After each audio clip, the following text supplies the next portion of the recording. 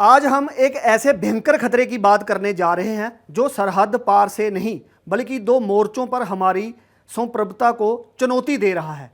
एक तरफ पाकिस्तान का झूठा आत्मविश्वास और दूसरी तरफ ड्रैगन यानी चीन का छिपा एजेंडा। और अब ऑपरेशन सिंदूर के बाद तस्वीर और भी साफ हो चुकी है। भारत को टू फ्रंट वार के लिए हर हाल में तैयार रहना होगा। चलिए आपको दिखाते हैं वो रिपोर्ट जो हर रणनीतिक कार को हिला देगी। नमस्कार, मैं हूं ललित शर्मा, आप देख रहे हैं इंडिया डेली। ऑपरेशन सिंदूर वो पल जब पाकिस्तान के अंदर घुसकर भारतीय वायुसेना ने आतंक के अड्डों को मटिया मेट कर दिया। लेकिन इस बार कुछ अलग था। दुश्मन ने जवाबी कार्रवाई की हिम्मत दिखाई। पाकिस्तान जेट्स हवा में थे और चीन की PL-15 मिसाइलें लॉन्च हो रही थीं। ऑपरेशन सिंदूर वो पल जब पाकिस्तान के अंदर घुसकर भारतीय वायुसेना ने आतंक के अड्डों को मटिया मेट कर दिया। लेकिन इस बार कुछ अलग था। दुश्मन ने जवाबी कार्रवाई की हिम्मत दिखाई। पाकिस्तान जेट्स हवा में थे और चीन की PL-15 मिसाइलें लॉन्च हो रही थी। यही नहीं, पाकिस्तान के रडार सिस्टम और नेटवर्किंग में इलेक्ट्रॉनिक्स वारफेयर की झलक भी दिखी। सवाल उठता है, क्या ये पाकिस्तान की ताकत थी या चीन का छिपा हुआ हाथ? 2015 से अब तक चीन ने पाकिस्तान को $8.2 अरब के हथियार दिए हैं। यानी हर आतंक के पीछे एक ड्रैगन छुपा हुआ है। यूरोशियन टाइम्स की रिपोर्ट कहती है कि चीन के हथियारों का 63% हिस्सा अकेले पाकिस्तान खा गया।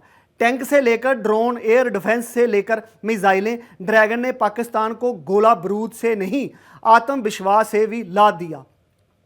और जब लड़ाई शुरू हुई तो पाकिस्तान अकेला नहीं था। लेकिन सबसे चौंकाने वाला पहलू था रूस की चुप्पी। जिस रूस ने 1971 में भारत की बहुत मदद की, वही रूस अब खामोश था। ना कोई निंदा, ना कोई समर्थन। क्या मॉस्को अब बीजिंग की शाम में दब चुका है? क्या पुतिन की पॉलिसी अब भारत को बैक बेंच पर डाल रही है? सवाल बहुत हैं, लेकिन जवाब सन्नाटे में गुम है। चीन ने भारत से लड़ाई से ठीक पहले पाकिस्तान को PL-15 मिसाइलें थमा दी। यही नहीं, J-10C फाइटर जेट्स को भारत के खिलाफ निर्णायक घोषित किया गया। यानी चीन मैदान में नहीं उतरा, लेकिन हथियारों से हर बार वही कर रहा था। जंग लड़ने का तरीका बदल चुका है। अब दोस्त नहीं, डील्स बोलती हैं। इतिहास भी चीख चीख कर कह रहा है, चीन ने हमेशा पीठ के पीछे वार किया है। 1962 में युद्ध, 1963 में पाकिस्तान से पीओ का सौदा और 1965 में भारत को युद्ध की धमकी। हर बार पाकिस्तान की पीठ थपथपाने वाला चीन आज भी वही कर रहा है। पर नए पैकेज में तब सीमा थी, आज मिसाइलें हैं। फर्क सिर्फ प्लेटफॉर्म का है, नीयत का नहीं। 1971 में भी चीन पाकिस्तान के साथ खड़ा था। भारत रूस गठबंधन को विवादस्त कहा गया। पाकिस्तान की संप्रभुता की दुहाई दी गई। चीन ने ना सिर्फ शब्दों से बल्कि हथियार से भी पाकिस्तान की पीठ ठोकी। ट्रेनर्स, बम, मिसाइल, सब कुछ पर्दे के पीछे से।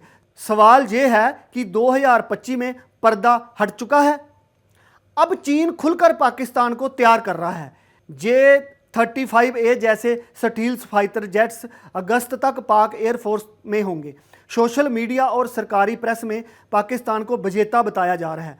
बीजिंग अब प्रोपेगेंडा और पावर दोनों से जंग की जमीन तैयार कर रहा है।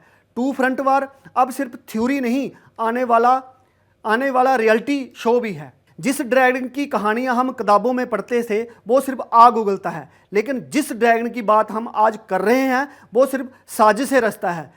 ना कि भारत को ना सिर्फ पाकिस्तान से बल्कि चीन के छलावे से भी सावधान रहना होगा। टू फ्रंट वार अब महज एक बार गेम नहीं बल्कि एक संभावित भविष्य है, जिसमें देश की हर सांस रणनीति में बदली जाएगी। इसी के साथ मैं ललित शर्मा आपसे विदा लेता हूं। देखते रहिए इंडिया डेली, जहां खबरें सिर्फ बताई नहीं जाती, समझाई भी जाती हैं।